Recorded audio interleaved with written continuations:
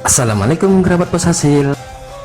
Bos Hasil Channel kembali ke hadapan Anda untuk menjalin silaturahmi dimanapun kita berada. Dan jangan lupa klik tombol subscribe dan aktifkan notifikasi tombol lonceng agar tidak tertinggal berita terbaru dari Bos Hasil Channel. Kerajaan Samudra Pasai dikenal juga dengan nama Kerajaan Samudra Darussalam atau Kesultanan Pasai. Kerajaan ini terletak di pesisir utara Pulau Sumatera atau persisnya di Kota Loksmawe dan Aceh Utara, Provinsi Nangro Aceh Darussalam. Kerajaan Samudra Pasai didirikan oleh seorang laksmana laut dari Mesir yang bernama Najimuddin Al-Kamil pada abad ke-13. Beliau diperintahkan pada tahun 1238 Masehi untuk merebut pelabuhan Kambayat di Gujarat yang tujuannya untuk dijadikan tempat pemasaran barang-barang perdagangan dari timur. Najimuddin Al-Kamil juga mendirikan suatu kerajaan di Pulau Sumatera bagian utara. Tujuan utamanya adalah untuk dapat menguasai hasil perdagangan rempah-rempah dan lada. Beliau mengangkat Maraselu sebagai Raja Pasai yang pertama. Setelah naik tahta, Maraselu berganti nama dan bergelar Sultan Malik As-Saleh. Masa akhir pemerintahan Sultan Malik As-Saleh sampai beliau wafat pada tahun 1297 Masehi. Selama masa pemerintahan Sultan Malik As-Saleh, Sultan menikah dengan putri dari Kerajaan Perlak, yaitu Ganggang Sari. Dari pernikahan tersebutlah lahir Sultan Muhammad Malik Az-Zahir.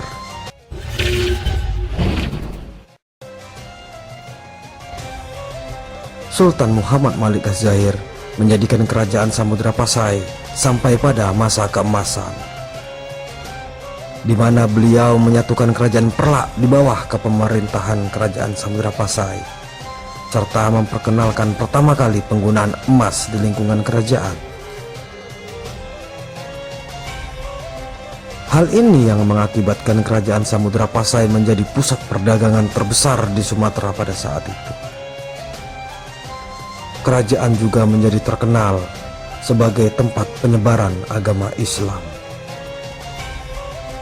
Kemudian sekitar tahun 1326 Masehi, beliau meninggal dan digantikan oleh putranya Sultan Mahmud Malik Az-Zahir yang memerintah sampai dengan 1345 Masehi. Dalam hal ini juga tercantum dalam kitab Rihla illa Imarsyid atau Pengembaraan ke Timur karya Abu Abdullah Ibnu Battuta, salah seorang musafir Maroko yang singgah di Samudra Pasai pada tahun 1344 Masehi.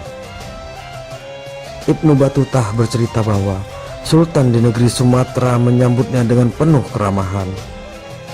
Dan menurut Ibnu Battuta, penduduk Sumatera menganut mazhab Syafi'i.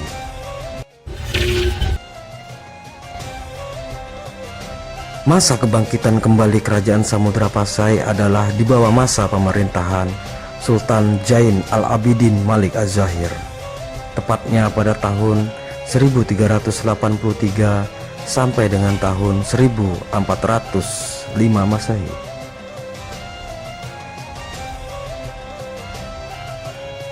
Sultan Zain Al-Abidin Malik Az-Zahir harus berakhir ditandai dengan tewasnya beliau di tangan Raja Nakur dalam sebuah pertempuran. Sejak itu, kekuasaan Kerajaan Samudra Pasai dipimpin oleh istrinya yang bernama Sultanah Nahrasiyah, raja perempuan pertama di Kerajaan Samudra Pasai. Di bawah tampuk kepemimpinan Sultan Nahnarasyah, kerajaan Samudra Pasai mengalami masa kejayaan. Pada masa pemerintahannya pernah didatangi seorang laksamana laut Cheng Ho. Armada Cheng Ho berkunjung berkali-kali ke kerajaan Samudra Pasai antara tahun 1405, 1408, dan 1412 Masehi. Runtuhnya kerajaan Samudra Pasai diakibatkan beberapa pengaruh internal dan eksternal. Pengaruh internal kerajaan sebelum masa keruntuhan sering terlibat pertikaian antara keluarga kerajaan. Perebutan kekuasaan dan jabatan kerap terjadi. Perang saudara dan pemberontakan tidak bisa dihindari. Bahkan raja saat itu meminta bantuan kepada Raja Malaka untuk meredam pemberontakan. Namun tidak urung terjadi karena pada tahun 1511 kerajaan Malaka jatuh ke tangan Portugis. Perjalanan panjang Samudra Pasai semakin mendekati akhir setelah lahirnya Kesultanan Aceh Darussalam pada tahun 1496 Masehi hingga penaklukan Portugis pada tahun 1521 Masehi. Riwayat Samudra Pasai akhirnya benar-benar tamat pada masa pemerintahan Sultan terakhirnya, Zain al-Abidin IV, pada tahun 1514 sampai dengan 1517 Masehi. Sejak tahun 1524 Masehi, wilayah kekuasaan kerajaan Samudra Pasai diambil oleh Kesultanan Aceh Darussalam yang menjadi penguasa baru di Serambi Mekah.